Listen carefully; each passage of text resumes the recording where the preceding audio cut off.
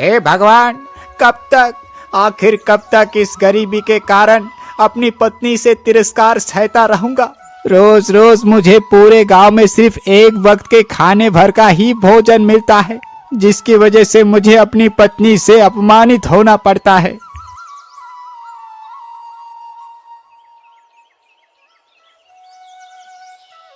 अरे पंडित जी, क्या बात है, आजकल आप बहुत ज्यादा परेशान रहते हैं।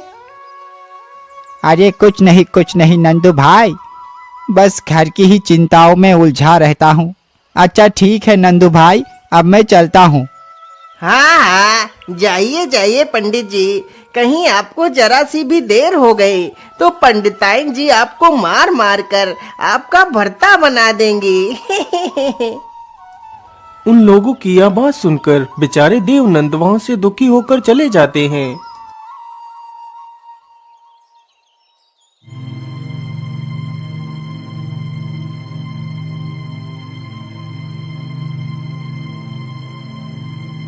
अरे भाग्यवान, तुम कहाँ हो?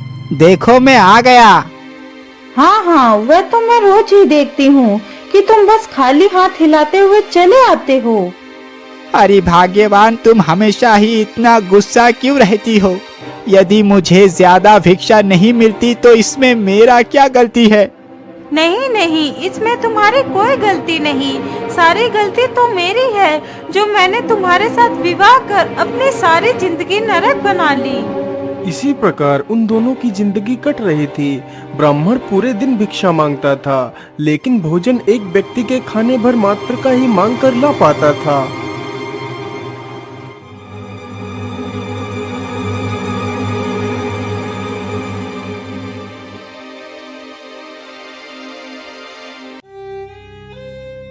हे भगवान, रोज रोज मैं इस अपमान भरी जिंदगी से परेशान आ गया हूँ। या तो मैं ही मर जाऊं, या तो फिर ये मेरी दुष्ट पत्नी ही मर जाए। क्या करूं इस दुष्ट औरत से?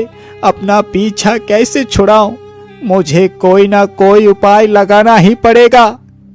हाँ, ये ठीक रहेगा।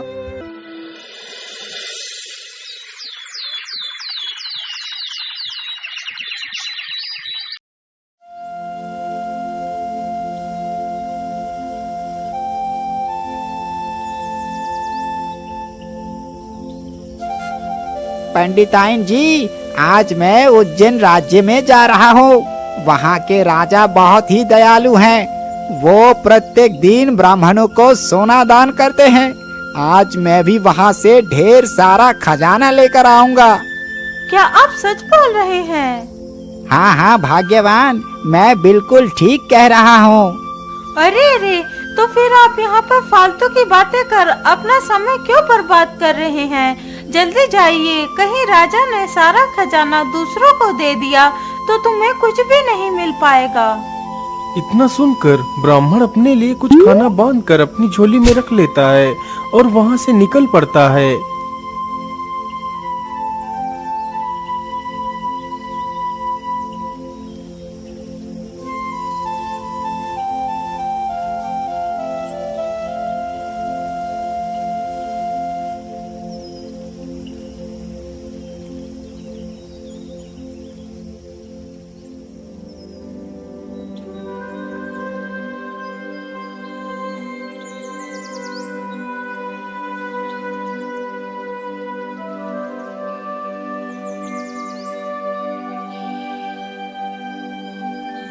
अरे राम राम राम, चलते चलते इतना दूर निकल आया, लेकिन ये तो पता ही नहीं है कि जाना कहाँ है। चलो ऐसा करता हूँ, नदी पास में ही है, थोड़ा सा भोजन ही खा लेता हूँ। इतना सोचकर ब्राह्मण वहीं पर एक पेड़ के नीचे अपनी झोली रख देता है और घड़े में पानी भरने के लिए चला जाता है। मेरे हिसाब से ये स्थान ठीक रहेगा। चलो यहीं से पानी भर लेता हूँ। इतना सोचकर वह ब्राह्मण अपना घड़ा पानी से भरने लगता है।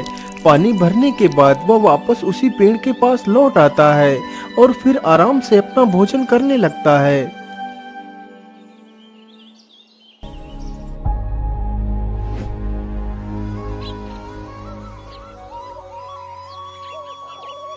अरे वाह, भोजन खाकर तो हृदय को पूरी तरह शांति मिल जाती है।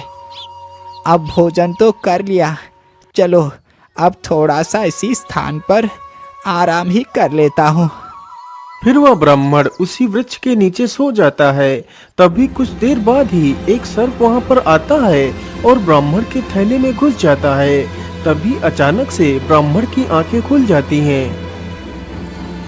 अरे मुझे ऐसा क्यों महसूस हुआ कि मेरे पास कोई आया था, जबकि यहाँ पर तो कोई भी नहीं है।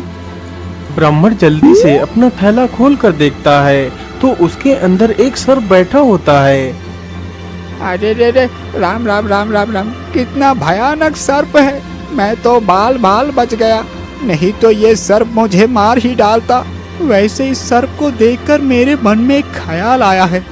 मैं ऐसा करता हूँ, इस सर्प को पकड़कर अपने घर ले चलता हूँ और इसे अपनी पत्नी को दे दूंगा। जैसे ही वो इस थैले को खोलेगी तो ये जहरीला सांप उसका काम तमाम कर देगा। इतना सोचकर ब्राह्मण उस थैले का मुख बांध देता है और उसे लेकर वापस घर की ओर लौट पड़ता है।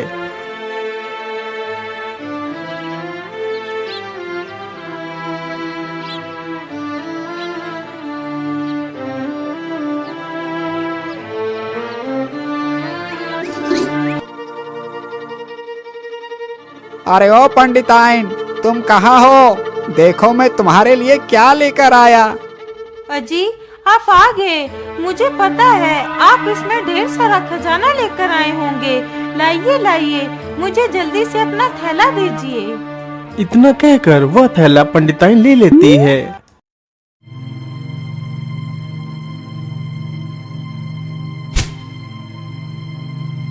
अरे रुको रुको भाग्यवान, इतनी भी जल्दी किस बात की है?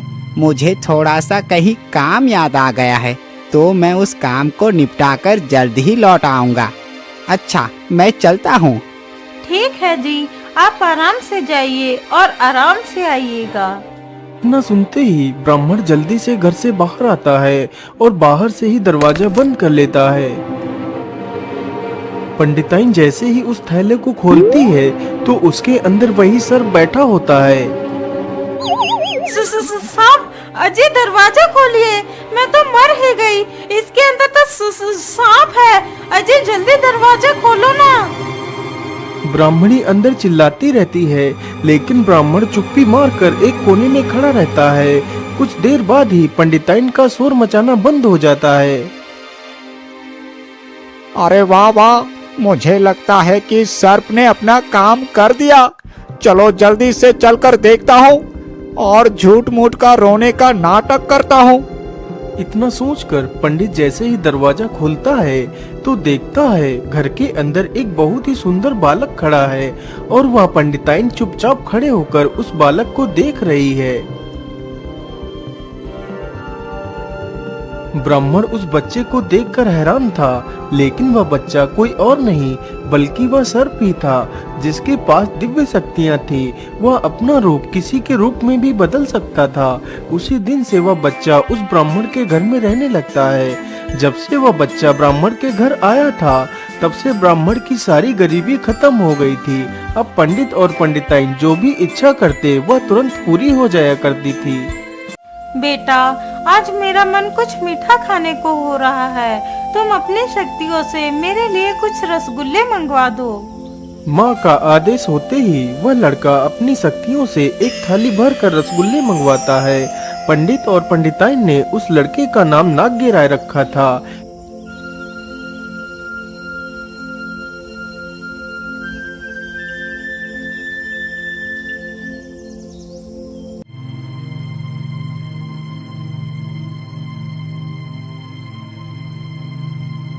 एक दिन की बात है, नाग्य राय चुपचाप उदास होकर बैठा था।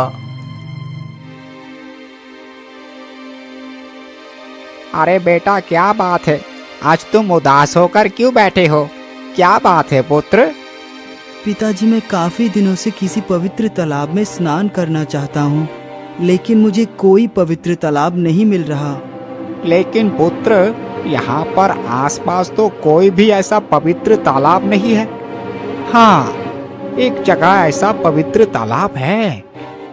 तो फिर जल्दी बताइए पिताजी, वो तालाब कहाँ पर है? बेटा ऐसा तालाब तो हमारे राज्य के राजा के महल में ही है। तो फिर चलिए पिताजी, मुझे उस तालाब के पास ले चलिए। अरे नहीं पुत्र, उस तालाब में तुम स्नान नहीं कर पाओगे। यदि राजा को पता चल गया तो राजा हमें फांसी पर ही चढ़ा देगा। अरे पिताजी, आप इतने चिंता क्यों करते हैं? आप तो जानते हैं मेरे पास दिव्य शक्तियाँ हैं, वहाँ पर मुझे कोई भी नहीं देख पाएगा। अच्छा ठीक है बेटा, चलो मैं तुम्हें वहाँ पर ले चलता हूँ। फिर वे दोनों राजमहल के लिए निकल पड़ते हैं।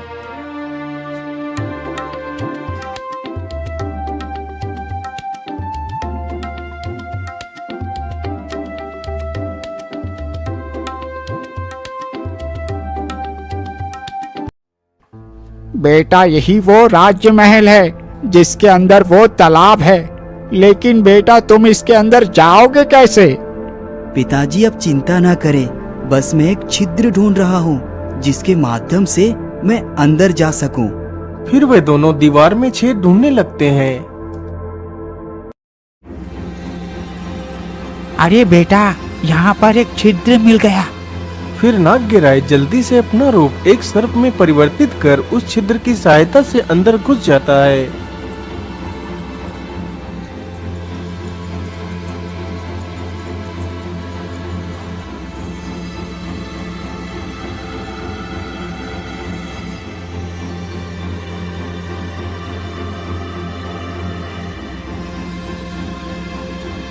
अरे वाह, ये तालाब तो कितना सुंदर है। चलो मैं जल्दी से स्नान करके यहाँ से निकल जाता हूँ। इतना सोचकर नागराय तालाब में स्नान करने लगता है। तभी बगीचे में टहल रही राजकुमारी के कानों में पानी की आवाज जाती है। अरे बहन, इतनी जोर जोर से पानी की आवाज आ रही है। मुझे लगता है हमारे सरोवर में कोई स्नान कर रहा है। तुम जल्दी से जाओ और देख कर आओ तालाब में कौन स्नान कर रहा है। फिर वह दासी जल्दी से तालाब पर जाती है तो उसे तालाब में कोई भी नहीं दिखाई पड़ता, क्योंकि जब तक दासी तालाब पर पहुंचती है तब तक वह लड़का वहां से जा चुका था। लेकिन राजकुमारी जी, तालाब में तो कोई भी नहीं था। लेकिन ऐसा कैसे हो सकता है? मैंने तो साफ साफ सुना था कि सरोवर में किसी के स्नान करने की आवाज आ रही थी।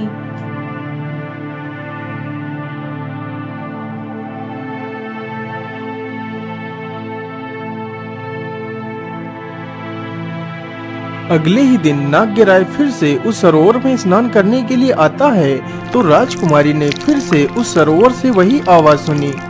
अरे ये क्या, आज फिर से वही आवाज आ रही है।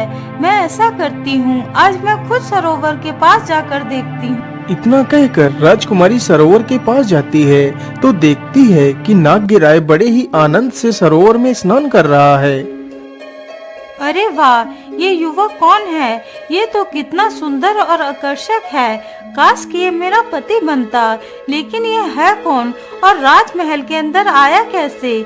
मैं ऐसा करती हूँ, आज मैं इसका पीछा करती हूँ और देखती हूँ यह कहाँ जाएगा। राजकुमारी ने ऐसा ही किया। नागराय जल्दी से स्नान कर वहाँ से जाने लगता है तो राजकुमारी उसका पीछा करते करते उसके घर तक चली जाती है। अच्छा, तो ये युवक पंडित देवनंद का पुत्र है। माँ, आज मैं आपसे कुछ मांगना चाहती हूँ। क्या आप मेरी इच्छा को पूरा करेंगी? हाँ हाँ बेटी, मांगो, तुम्हें क्या चाहिए। मैं तुम्हारी प्रत्येक इच्छा को पूरा करने की कोशिश करूँगी।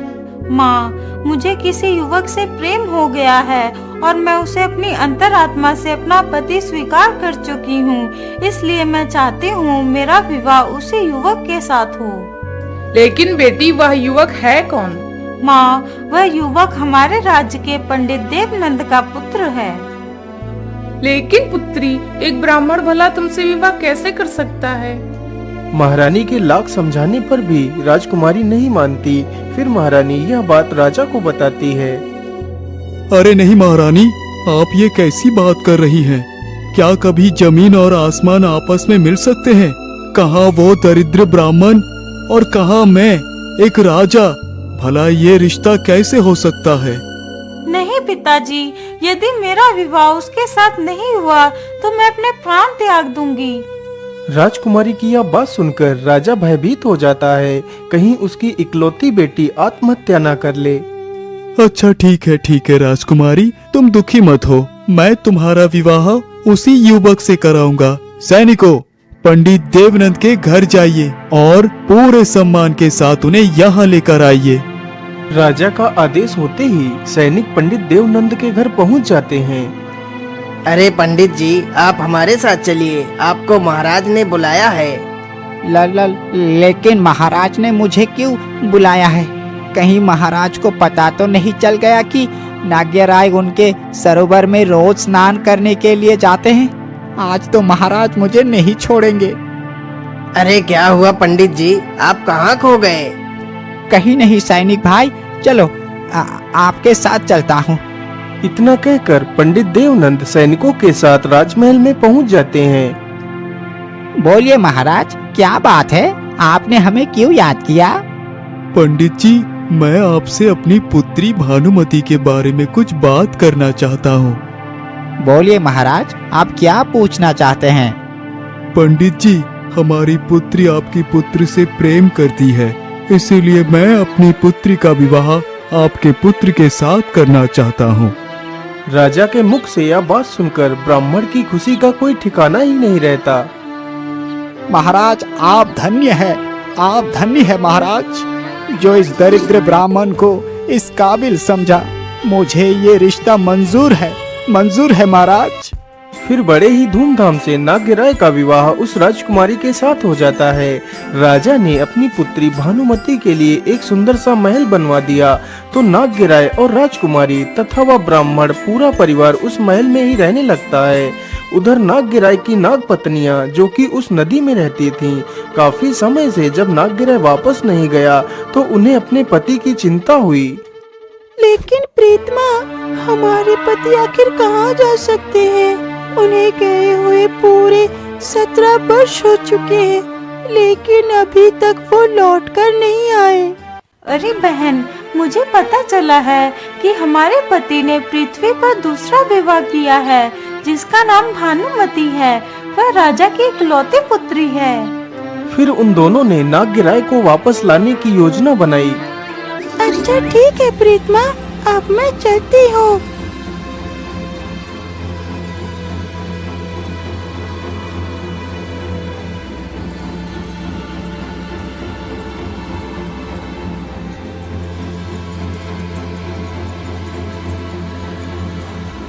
नागरूपणी नदी से बाहर निकलकर अपना वेश बदलकर एक गरीब दुखियारी औरत बन जाती है और नाग्यराय के महल के पास पहुंच जाती है।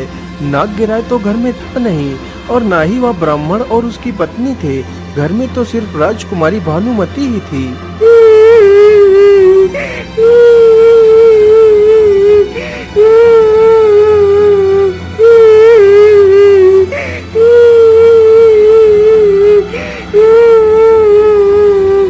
अरे, ये किसके रोने की आवाज है?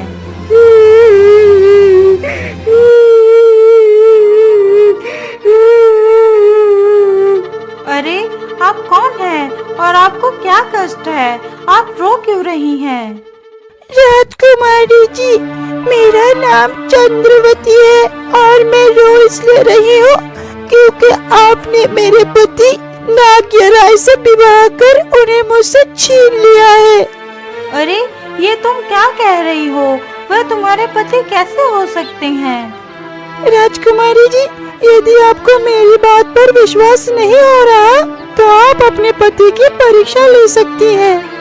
हाँ हाँ, क्यों नहीं, बोलिए, आपको क्या परीक्षा चाहिए मेरे पति की? राजकुमारी जी, आप अपने पति को पास की नदी में उतरने को कहिए। यदि वो पानी में डूब गए तो वे आपके पति नहीं है, मेरा पति है। और यदि पानी में नहीं डूबे तो वो आपके ही पति है। इतना कहकर वह औरत वहाँ से चली जाती है। जब नाग्यराय वापस घर आता है तो देखता है कि राजकुमारी उससे बात नहीं कर रही है। भानुमति, आज आप मुझसे बात क्यों नहीं कर रही है? क्या बात है? मैं आपसे बात इसलिए नहीं कर रही क्योंकि आपने मुझे धोखा दिया है।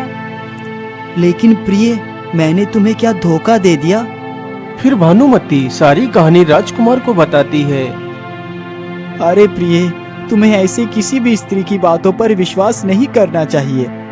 नहीं जी, यदि आप गलत नहीं हैं, तो आपको इसका प्रमाण देना होगा।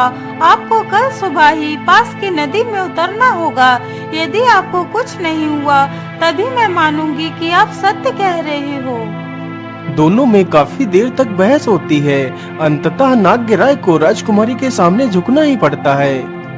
अच्छा ठीक है, तुम जैसा कहोगी मैं वैसा ही करूँगा।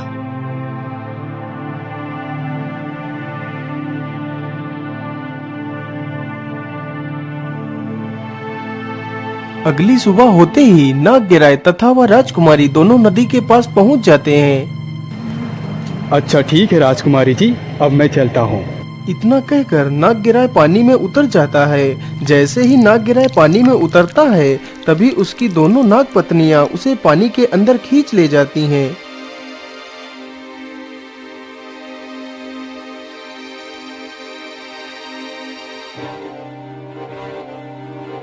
नागराय, तुम कहाँ चले गए?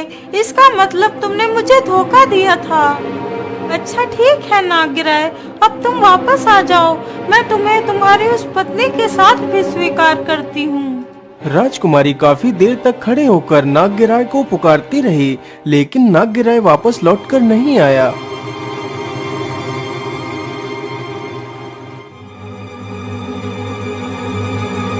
हे भगवान, आपने मेरी सारी खुशियाँ तो छीन ही ली है। अब मैं जिंदा रहकर क्या करूँगी? हे प्रभु, अब मुझे भी मौत दे दो।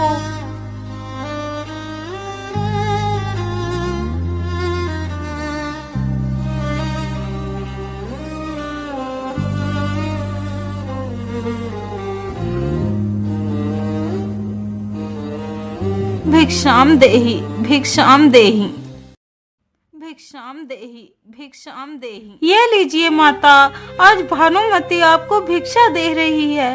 हो सकता है ये भानुमति कल हो या ना हो। अरे बेटी, तो क्या तुम्हारा नाम ही भानुमति है? हाँ माता, मेरा नाम भानुमति है। लेकिन बेटी, तुम ऐसी बहकी बातें क्यों कर रही हो? फिर राजकुमारी उस बूढ़ी महिला को सारी कहानी सुनाती है।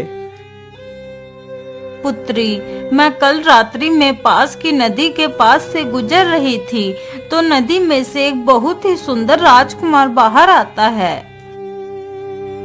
मैं नागराय यहाँ पर उपस्थित किसी भी प्राणी को अपनी प्रियतमा भानुमति की तरफ से पेट भर भोजन खिलाना चाहता हूँ। फिर मैंने पेट भरकर खाना खाया। उसके बाद वह राजकुमार वापस उसी नदी के अंदर चला गया।